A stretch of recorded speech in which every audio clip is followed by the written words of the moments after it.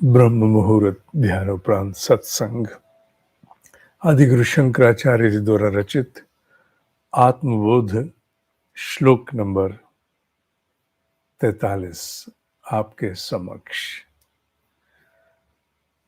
अरुणेन इव बोधेन पूर्वम संतमसे हृते ततः आविर्भवेत आत्मा स्वयं एव अंशुमान वा। जो प्रातः उषा काल की बेला है, जब सूर्य के आगमन से पूर्व प्रकाश की एक आभा आती है, उसे अरुणेन कहा गया। सन तमसे, तमस घटाटोप अंधकार, जो गहरा अंधकार है, वो हटने लगता है, छटने लगता है, तिरोहित होने लगता है, और उसके उदय होते ही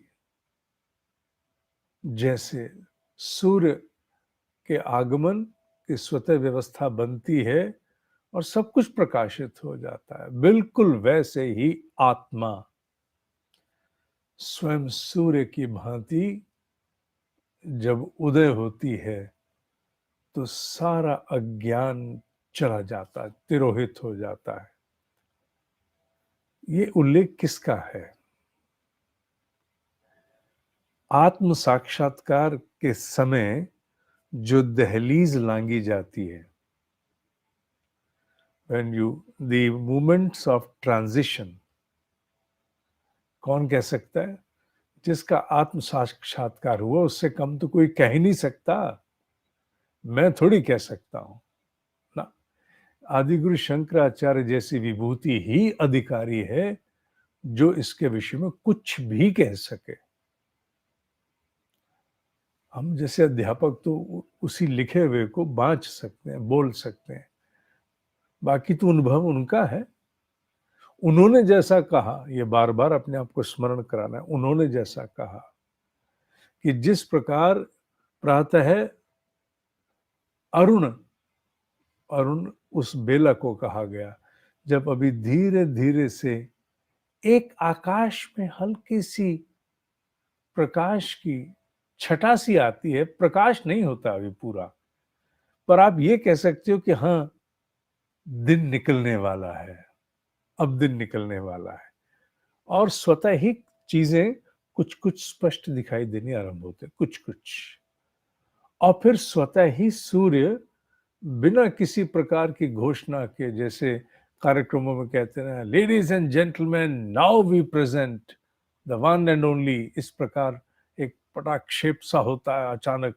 कुछ नहीं, एक आभा, एक ट्रांजिशन, ऐसा ट्रांजिशन जिसमें एक आभा आती है, आभा बढ़ती जाती है, बढ़ती जाती है, सूर्य धीरे धीरे उगता है, orange ball turning into golden ball. जिस प्रकार ये पूरा का पूरा घटनाक्रम प्रतिदिन हमारे समक्ष होता है, हम रोज देख पाए ना देख पाए जानते तो हैं, ठीक वैसे ही आदिगुरु शंकराचार्य कहते हैं कि जब मनुष्य को आत्मबोध होता है तो धीरे धीरे एक उषा काल सी बेला आती है, भीतर अंधकार, अज्ञानता का अंधकार छटने लगता है। कल मैं पतंजलि योग सूत्र में अध्याय 2 साधना पाद का 3रा श्लोक पढ़ा रहा था। उसमें भी मूल अविद्या है, और भी हैं जिन्हें क्लेश की संज्ञा दी गई, पर मूल अविद्या ही है। वो अविद्या, वो अज्ञानता स्वतः ही एक आभा से छटने लगती है। चीजें, विषय जीवन के कुछ कुछ स्पष्ट होने आरंभ हो जाते हैं। वो सब कुछ जो भी माया और मिथ्या के कारण बिल्कुल सामने नहीं है, सत्य, सत्य समक्ष है ही नहीं, वो अचानक से कुछ कुछ उभरने लगता है। और फिर यकायक जैसे जैसे आत्म तेज प्रखर होता जाता है, वैसे वैसे जीव अपने स्वरूप को प्राप्त कर लेता है, जिसका उल्लेख अनेकों शब्दों में, नित्य शुद्ध, नित्य बुद्ध, नित्य मुक्त, निर्लेप, निर्विकार, इत्यादि अनेकों शब्द हैं, उनसे संबोधित किया गया। होता बिल्कुल वैसे ही है, वो ट्रांज़िशन वैसे ही होता है जैसे सूर्य का आगमन होता है। पहले एक the dawn and then the sun rises gradually piercing through the अर्थ।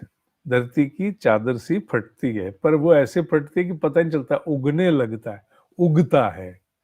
इसीलिए इसको कहा आविर्भवेत, ये शब्द उदय होने के लिए कहा, एक राइज है अपने आप में।